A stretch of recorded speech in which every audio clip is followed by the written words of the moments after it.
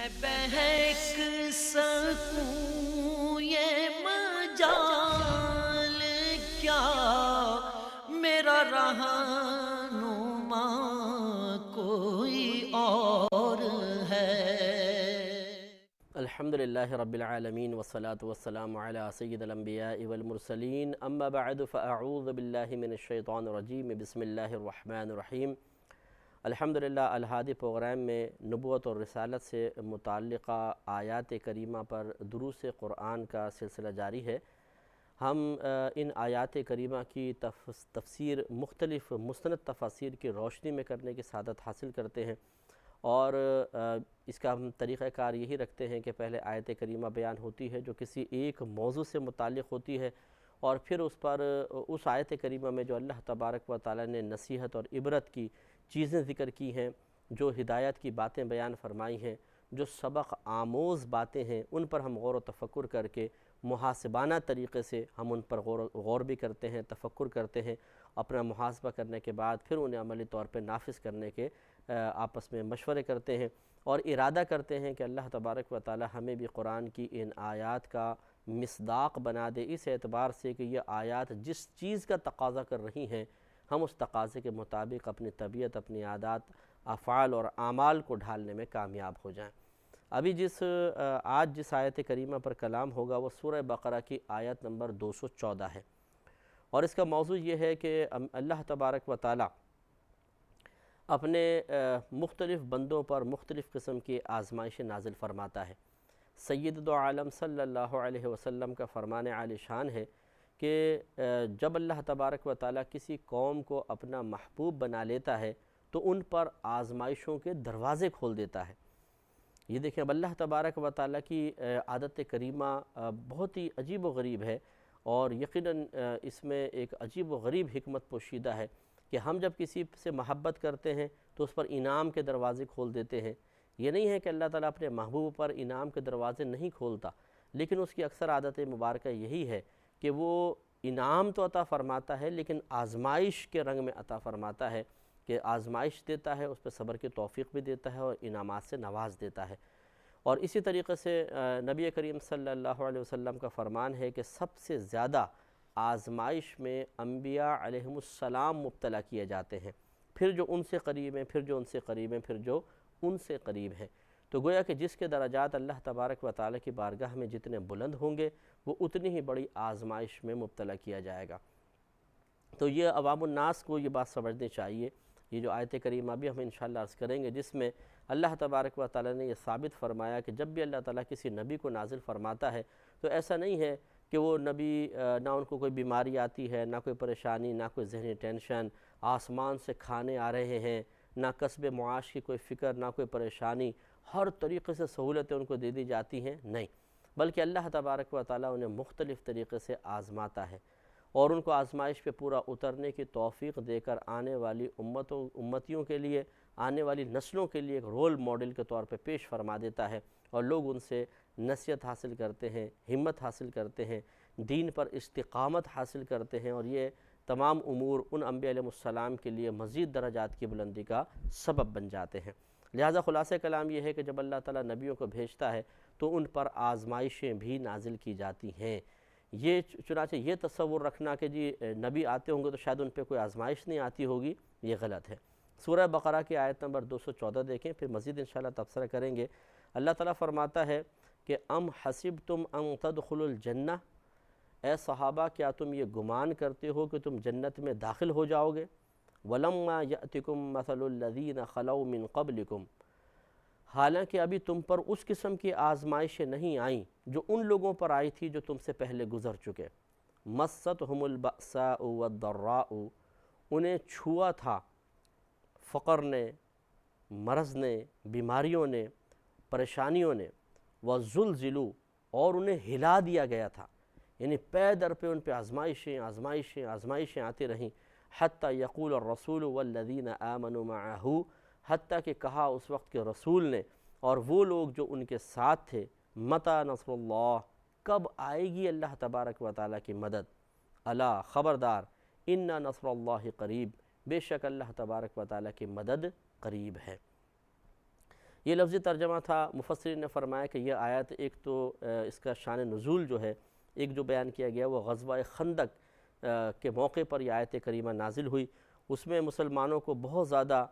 مشقت میں مبتلا ہونا پڑا کہ خندق کھودی گئی، پھر ایک خوف بھی تھا، ایک ڈر کی کیفیات تھیں، سخت سردی کا موسم تھا۔ یہ تمام چیزیں مل کر مسلمانوں کے لیے آزمائش پیدا ہوئیں، تو ان کے قلبی تسلی کے لیے اللہ تبارک و تعالیٰ نے یہ آیت کریمہ نازل فرمائی کہ تم ان آزمائشوں سے گھبرا مت جانا۔ کیا تم یہ سمجھتے ہو کہ تمہیں ویسی جنت میں داخل کر دیا جائے گا؟ حالانکہ ابھی تو تم پر وہ آزمائشیں آئیں ہی نہیں جو تم سے پہلی والی قوموں کے اوپر آئی تھیں، کہ جب ان کے اوپر وہ آزمائشیں آئیں شدت کے ساتھ اللہ تبارک و تعالیٰ نے ان کو آزمائشوں میں مبتلا کیا، اور یہ نہیں کہ ایک مخصوص وقت تک بلکہ پے در پہ ان پہ آزمائشیں آئیں، وَزُلْزِلُوا، ان کو ہلا دیا گیا، حتیٰ کہ وہ یہاں تک کہنے لگے رسول بھی اور ان کے ساتھ والے کہ اللہ کی مدد کب آئے گی۔ یعنی اتنا طویل عرصہ آزمائش میں گزر گیا، تو پھر اللہ تبارک و تعالیٰ نے گویا کہ تسلی دیتے ہوئے ارشاد فرمایا کہ بے شک اللہ تبارک و تعالیٰ کی مدد قریب ہے۔ میرا رہنما کوئی اور ہے۔ تو ایک تو یہ غزوہ احزاب میں نازل ہوئی، دوسرا بعض نے کہا کہ یہ غزوہ احد کے موقع پہ نازل ہوئی، جس وقت مسلمانوں پر کفار نے حملہ کر کے ان کو آزمائش میں مبتلا کیا، اور بعض نے یہ کہا کہ جب نبی کریم صلی اللہ علیہ وسلم مدینہ منورہ ہجرت کر کے تشریف لائے تو ایک تو وہاں مال و متاع چھوڑ کر آ گئے تھے، دوسرا یہاں یہود کی سورشیں، تیسرا منافقین درمیان میں گھس گئے تھے، تو ہر طرف سے ایک عجیب و غریب آزمائش تھی اور قلوب پریشانیوں کا شکار ہو گئے تھے۔ اس وقت یہ آیت کریمہ نازل ہوئی اور اس میں نبی کریم صلی اللہ علیہ وسلم اور صحابہ کرام کے لیے تسلی کا سامان فراہم کیا گیا۔ تو اب تھوڑا سا غور فرمائیے، پہلی بات تو اس سے پتہ چلی کہ اللہ تعالیٰ کی بارگاہ میں مقبول ہو جانے کا مطلب ہرگز یہ نہیں ہے کہ اب کسی قسم کی آزمائش انسان کی طرف متوجہ نہیں ہوگی، بلکہ جو اللہ تعالیٰ کی بارگاہ میں جتنا زیادہ مقبول اور محبوب ہوگا اللہ تبارک و تعالیٰ اسے اتنی ہی زیادہ آزمائشوں میں مبتلا فرماتا ہے۔ لہٰذا ہمارے وہ بھائی بہن ذرا توجہ فرمائیں کہ جو کچھ عرصہ نماز پڑھنے کے بعد، روزے رکھنے کے بعد، گناہوں سے بچنے کے بعد، نیک اعمال پر استقامت حاصل کرنے کے بعد یہ کہتے ہوئے نظر آتے ہیں کہ یار اتنی نمازیں پڑھتے ہیں، روزہ رکھتے ہیں، پھر بھی ہمیں نقصان ہو گیا، پتہ نہیں کیا ہو گیا، ہم تو بھئی نماز بھی پڑھتے ہیں، ہم تو کوئی گناہ بھی نہیں کرتے ہیں۔ تو یہ ایک عجیب و غریب بات ہے کہ یہ کہاں سے اصول نکل آیا کہ اگر آپ نماز پڑھیں گے، آپ روزہ رکھیں گے، آپ گناہ نہیں کریں گے، آپ عبادات استقامت سے کریں گے تو آپ پہ کوئی آزمائش آئے گی ہی نہیں؟ کس نے کہا ہے؟ بلکہ یہ تو معاملہ یہ ہے کہ جو اللہ تعالیٰ کا جتنا زیادہ محبوب بندہ ہوتا ہے، جتنے زیادہ افعال و اعمال کے ذریعے اللہ کا قرب اور اس کی رضا حاصل کرنے کے لیے کوشاں ہوتا ہے، اللہ تعالیٰ اسے اتنی ہی زیادہ آزمائش میں مبتلا کرتا ہے۔ تو یہ تو اگر آپ کسی آزمائش میں مبتلا ہوئے اور نیک اعمال کے باوجود ہوئے تو یہ تو آپ کا اللہ تعالیٰ کی بارگاہ میں مقبول اور محبوب ہونے کا ایک عملی ثبوت ہے، گویا کہ ایک دلیل مل گئی آپ کو کہ میں اللہ کی بارگاہ میں مقبول ہوں، کہ میں اچھے عمل کر رہا ہوں، پھر آزمائش آ رہی ہے۔ کیونکہ برے عمل کے بعد آتی تو ہو سکتا تھا کہ چلے برے عمل کا نتیجہ ہے، لیکن آپ اچھے اعمال کر رہے ہیں اور پھر آزمائش آ رہی ہے تو اس کا مطلب ہے آپ اللہ تعالیٰ کی بارگاہ میں مقبول اور محبوب ہیں۔ لہٰذا پہلی بات تو یہ کہ یہ بزنس مائنڈ ختم کر دیجئے، یہ جو ایک بزنس والی سوچ ہے کہ جی میں اس لیے نیک عمل کر رہا ہوں کہ مجھ پہ آزمائش نہ آئے۔ اس کا مطلب ہے ہم اپنے نیک اعمال کو کیش کرنے کی کوشش کر رہے ہیں کہ میں نمازیں پڑھ رہا ہوں تو مجھ پہ آزمائش نہ آئے، روزہ رکھ رہا ہوں آزمائش نہ آئے، گناہوں سے بچ رہا ہوں، کوئی آزمائش نہیں آنی چاہیے۔ تو کیا یہ کہا جائے کہ ہم ان نیک عمل کا بدلہ دنیا کے اندر لینا چاہتے ہیں، ان نیک اعمال کو یہیں پر کیش کروا لینا چاہتے ہیں؟ نہیں، یہ غلط چیز ہے۔ لہٰذا اگر اللہ تبارک و تعالیٰ کی طرف سے آزمائش آئے تو عبادات پہ استقامت تو ہمیں کرنی ہی ہے، چاہے آزمائش ہو چاہے نعمتوں کی فراوانی ہو۔ اسی طریقے سے گناہوں سے تو بچنا ہی بچنا ہے، یہ ایک الگ چیز ہے، اس کو چھوڑ دیجئے۔ آزمائشیں ایک الگ معاملہ ہے، ان کا باہم تعلق ملانے کی کوشش نہ کی جائے تو بہتر ہے کہ ہم یہ سوچیں کہ جی میں اتنی عبادات کر رہا ہوں پھر یہ بیماری پریشانی کیوں؟ ان کا آپس میں کوئی تعلق نہیں ہے۔ اگر آپ نمازیں پڑھ رہے ہیں، روزہ رکھ رہے ہیں، زکوٰۃ دیتے ہیں، حج کرتے ہیں، غریبوں کی امداد کرتے ہیں، تو کس نے کہا کہ اب آزمائشیں نہیں آئیں گے؟ اگر ایسا ہی ہوتا تو پھر انبیاء علیہم السلام کے ساتھ کبھی آپ کو آزمائش نظر نہیں آتی کہ وہ تو معصوم عن الخطا ہوتے ہیں، ان سے تو خطا ہوتی نہیں ہے۔ پھر صحابہ کرام محفوظ، گناہوں سے محفوظ رکھے گئے، کیا ان پر آزمائشیں نہیں آئی ہیں؟ لہٰذا آزمائشیں آنے پر یہ اس قسم کے جملے کہنا یہ قطعاً غیر مناسب ہے۔ دوسری بات یہ ہے کہ آزمائشوں کے لیے ہمہ وقت انسان کو تیار رہنا چاہیے۔ یہ اللہ تبارک و تعالیٰ کی نفرت کی علامت نہیں بلکہ محبت کی علامت ہے، اور ہر آزمائش ایک وقت تک کے لیے ہوتی ہے۔ ان مع العسر یسرا فان مع العسر یسرا، اللہ تعالیٰ فرماتا ہے کہ ہر پریشانی کے ساتھ، ہر تنگی کے ساتھ آسانی ہے، پھر بے شک ہر تنگی کے ساتھ آسانی ہے۔ تکرار کے ساتھ اللہ تعالیٰ نے یہ بات بیان فرمائی کہ لازم ایک وقت آئے گا، وقت ہوتا ہے کہ انسان پر ایک آزمائش آتی ہے، اس کی طرف متوجہ ہوتی ہے، لیکن پھر آہستہ آہستہ وہ آزمائش کا وقت گزر جاتا ہے، پھر راحت ہوتی ہے، اور اللہ تعالیٰ اس آزمائش سے اس شخص کو پورا اس پہ سرخرو فرما دیتا ہے، اس سے نجات عطا فرما دیتا ہے۔ اور اسی لیے اللہ تعالیٰ نے دیکھیں آخر میں فرمایا کہ الا ان نصر اللہ قریب، بے شک اللہ تبارک و تعالیٰ کی مدد قریب ہے کہ جو آزمائش پر پورا اترتا ہے اور اللہ تبارک و تعالیٰ کی اس آزمائش کی بنا پر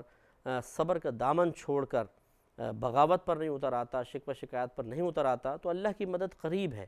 اللہ تعالیٰ اس کی ضرور امداد فرمائے گا۔ تو ہمیں بھی یہ طلب امداد کے لیے صبر و تحمل کا دامن تھامنا چاہیے۔ یہ جو بیچ کا ایک جملہ ہے یہ بہت ہی اہم ہے، حتی یقول الرسول والذین آمنوا معہ متی نصر اللہ، تو جو حتیٰ کہ کہا رسول نے اور وہ لوگ جو ان کے ساتھ تھے کہ کب آئے گی اللہ کی مدد۔ یہ کوئی شکوے شکایت کی وجہ سے نہیں تھا، یہ کوئی بے صبری کا نتیجہ نہیں تھا کہ مسلسل آزمائش سے آخر ایک وقت آیا کہ قوت برداشت ختم ہو گئی اور چیخ پڑے کہ کب آئے گی اللہ کی مدد، ہم تو بڑے پریشان ہیں، نہیں، بلکہ وہ آپس میں ایک دوسرے سے مطلب گویا کہ تعجب کے ساتھ یا ویسے ہی مطلب جیسے آپس میں کلام، یار اللہ کی مدد کب آئے گی، بڑی آزمائش ہے ہم پر۔ تو یوں مطلب یہ کہ کچھ شکایتی طور پر نہیں، بے صبری کا نتیجہ نہیں۔ معلوم یہ ہوا کہ اگر بے صبری نہ ہو، شکایت نہ ہو، تو پھر اس قسم کی باتیں کرنے میں کوئی حرج نہیں ہوتا کہ یار یہ کب پتہ نہیں آزمائش ختم ہوگی، بڑی طویل آزمائش ہے، کوئی بات نہیں، اس طرح کے جملے نکل جایا کرتے ہیں، لیکن اس میں بے صبری نہ ہو، اس میں شکوہ شکایت نہ ہو، اللہ تبارک و تعالیٰ کے فیصلوں پر اعتراض کے قصد و ارادے سے نہ کیا جائے، ویسے ہی نکل جائے زبان سے، کوئی بات نہیں ہے۔ تو اللہ کے وعدے پر اعتماد رکھیں کہ الحمدللہ جو شخص مسلسل آنے والی آزمائشوں پر صبر کرتا ہے تو اللہ تبارک و تعالیٰ اس کے لیے نجات کا راستہ ضرور بناتا ہے۔ اسی طرح سورہ ہجر آیت نمبر 11 میں دیکھیں کہ وَمَا يَأْتِيهِم مِّن رَّسُولٍ إِلَّا كَانُوا بِهِ يَسْتَهْزِئُونَ، اور نہیں آیا ان کے پاس کوئی رسول مگر یہ اس کے ساتھ استہزاء کیا کرتے تھے۔ یہ کافر قوموں کے بارے میں جو پچھلی قومیں تھی، بنی اسرائیل وغیرہ تھے، کہ جب بھی ان کے پاس کوئی نبی آیا تو یہ اس کا مذاق اڑاتے تھے۔ تو اس کا مطلب یہ ہوا کہ اللہ تعالیٰ کے یہ نفوس قدسیہ پاکیزہ بندے جب قوموں میں مبعوث فرمائے گئے تو ایسا نہیں ہوا کہ ہر ایک نے ان کو آنکھوں پہ بٹھایا ہو، ہاتھ چومے ہوں، عزت کے مقام پہ بٹھایا ہو، نذرانے ان کے قدموں میں لا کے فوراً ڈال دیے ہوں، نہیں، بلکہ ان کا مذاق اڑایا گیا، ان کو تکلیفیں پہنچائی گئی۔ جیسے خود نبی کریم صلی اللہ علیہ وسلم ارشاد فرماتے ہیں کہ جب بھی تمہیں دین کے معاملے میں کوئی پریشانی لاحق ہو تو تم میری پریشانیوں کو یاد کر لیا کرو، اس لیے کہ میں دین کے معاملے میں سب سے زیادہ ستایا گیا ہوں۔ میرا رہنما کوئی اور ہے۔ تو یہ معاملہ ہے کہ جب انسان دین کی طرف مائل ہوتا ہے تو اس کو ذلت کا سامنا بھی بسا اوقات کرنا پڑتا ہے۔ اب دیکھیں نا، مذاق اڑانا،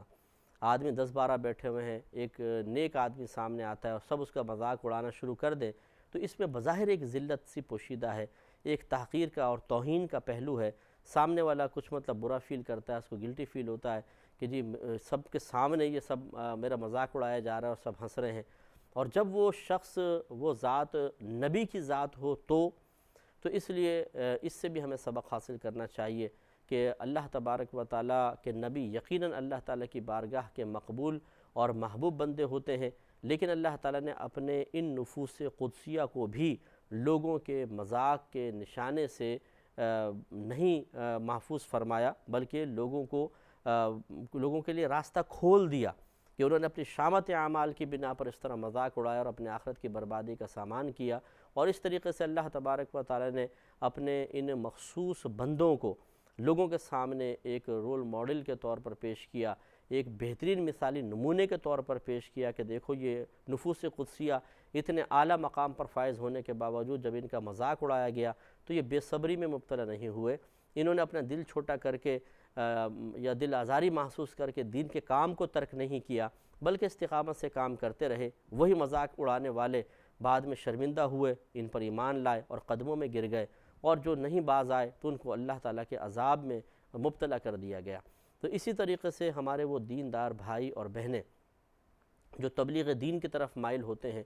تو یہ عموماً دیکھا گیا ہے کہ جب وہ تبلیغ دین کرتے ہیں تو ان کے دل میں ایک طمع ہوتی ہے، ایک تمنا ہوتی ہے کہ ہماری بات کو غور سے سنا جائے،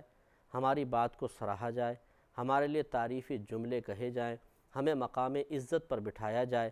ہماری خصوصیات کو سراہا جائے، اس کا ہمارے سامنے برملا اعتراف کیا جائے اور کہا جائے کہ ہاں آپ عظیم لوگ ہیں، آپ کی بڑی عزت ہے، بڑی عظمت ہے۔ اور جب یہ توقعات لاشعوری طور پر ہمارے دل میں اپنی جگہ بنا لیتی ہیں، یہ تمنائیں ہمارے دل کو گھیر لیتی ہیں، تو ان کے خلاف ذرا سا بھی کوئی عمل ہوتا ہے تو بڑا صدمہ ہوتا ہے، بڑا رنج ہوتا ہے، بہت تکلیف ہوتی ہے، بڑی پریشانی ہوتی ہے، اور بعض اوقات یہاں تک دیکھا گیا ہے کہ اس کے نتیجے کے طور پر بعض بھائی اور بہن دین کا کام کرنا چھوڑ دیتے ہیں، تبلیغ کا کام کرنا چھوڑ دیتے ہیں، بولتے ہیں جی کیا فائدہ ہوا، ہم گئے وہاں پہ ہمارا مذاق اڑا دیا، کیا ہم تو نہیں کر رہے ان کو تبلیغ، کیا فائدہ ہوا تبلیغ کرنے کا۔ ایسا نہیں ہے، یہ یاد رکھیں کہ جب آپ تبلیغ دین کر رہے ہیں تو آپ کو صرف اللہ تبارک و تعالیٰ کی رضا کو اپنے سامنے رکھنا ہوگا، اللہ کی رضا ہی مطلوب اور محبوب اور ملحوظ ہونی چاہیے۔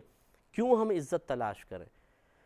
کیوں ہم یہ چاہیں کہ جہاں پر جا کر میں لوگوں کو سمجھاؤں فوراً سارے کے سارے میری بات مان لیں، اور اگر وہ لوگ بات نہ مانیں، غور سے ہماری بات نہ سنیں، تو اس کو اپنے لیے عزت اور ذلت کا معیار بنا لیا جائے، اور یہ ارادہ کیا جائے کہ آئندہ ان لوگوں کے سامنے آ کے کبھی بیان نہیں کروں گا، اس لیے کہ انہوں نے میری بات کو غور سے نہیں سنا، میری بات پر عمل نہیں کیا، تو اس میں میری بے عزتی کر دی۔ یہ غلط طریقہ ہوتا ہے۔ اگر بے عزتی کے تصور سے دین کا کام چھوڑا جاتا تو انبیاء علیہم السلام دین کا کام چھوڑتے، لیکن نہیں، انہوں نے باوجود قوموں کے اس غلط عمل کے، غلط روش کے باوجود اچھا عمل جاری رکھا اور تبلیغ دین کرتے رہے۔ ان میں سے ہی وہی مذاق اڑانے والوں میں سے بہت سارے لوگ ان کی استقامت اور صبر و تحمل سے متاثر ہو کر ان کے قریب آئے اور ان کا سہارا بنے،